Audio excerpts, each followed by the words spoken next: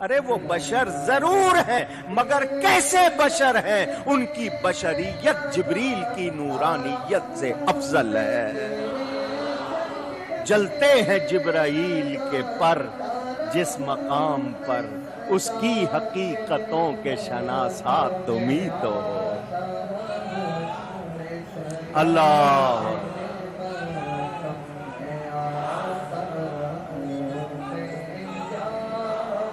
بلا شبہ بشر ہے مگر کیسے بشر؟ مولانا روم رحمت اللہ علیہ فرماتے ہیں حضور لباس بشری میں آئے کیوں؟ حضرت علی کرم اللہ تعالی وجہ الکریم کی ایک بات سنا کر وہ مسئلہ سمجھاتے ہیں۔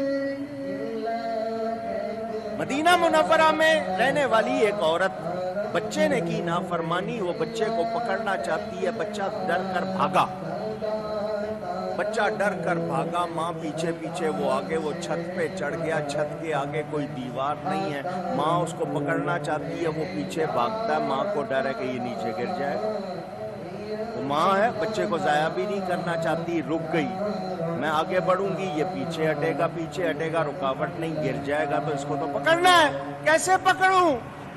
اس نے دیکھا بچہ اس کو بلانے پہ نہیں آ رہا، خطرہ ہے بچے کے گرنے کا، اس نے بچے کو وہیں چھوڑا، دوڑتی ہوئی حضرت علی کے پاس آ گئی، کیونکہ حضرت علی کا ارشاد مجھ سے جو پوچھو گے میں جواب دوں گا اور قرآن سے دوں گا۔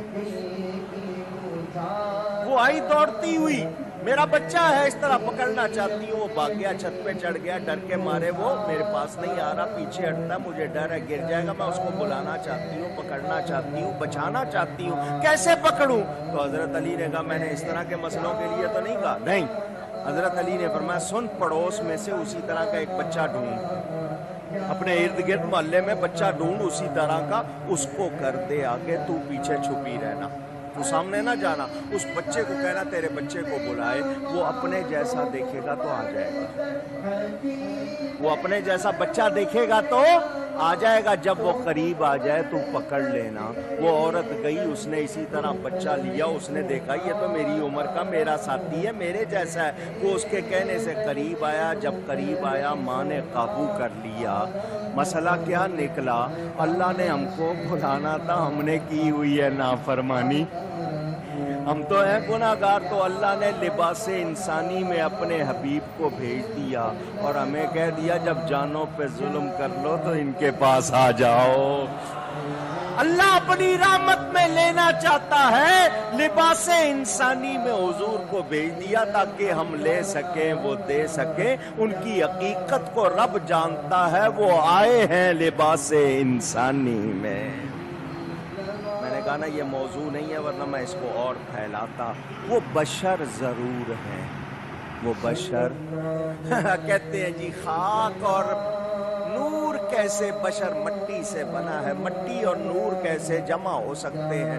ان عقل کے اندھوں کو سمجھ نہیں آتی، انہوں نے کبھی جگنو نہیں دیکھا، انہوں نے کبھی چھوٹا سا کیڑا، فائر بک، گلووم انگلش میں کہتے ہیں، اس کو دیکھ لو، وہ مٹی سے بنا، اس میں نور ہے یا نہیں؟ تو جو اللہ اتنے سے کیڑے میں خاک اور نور جمع کر سکتا ہے، اس کے لیے کچھ مشکل اونچی؟ اچھا میں پوچھنا چاہتا ہوں ہر انسان کی آنکھ میں نور ہے یا نہیں ہے؟ اور مٹی سے بنے ہو نور کیسے آ گیا ہے؟